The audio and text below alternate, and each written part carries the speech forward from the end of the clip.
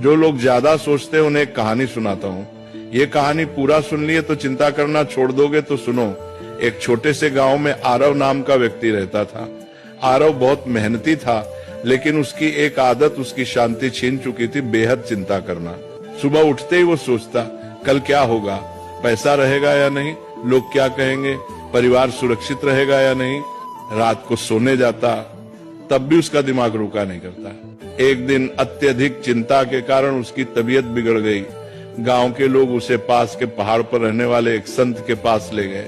संत बहुत सरल जीवन जीते थे, न ज्यादा बोलना न ज्यादा सोचना। आरव ने संत से कहा, महाराज, मेरा मन कभी शांत नहीं होता, मैं हर समय डर और चिंता में रहता हूँ। संत मुस्कुराए और पास रखी एक मिट्टी की मटकी उठाई। उन्होंने कहा, इस मटकी को पानी से भर दो। आरव ने मटकी भर दी। फिर संत बोले, अब इसे सिर पर रखो और चलो, लेकिन एक शर्त है, अगर एक बूंद भी गिरी तो तुम असफल हो जाओगे। आरव पूरी तरह मटकी पर ध्यान लगाकर चलने लगा। रास्ते में लोग उससे बातें करते रहे, आवाजें आती रहीं, लेकिन आरव ने कुछ नहीं सुना।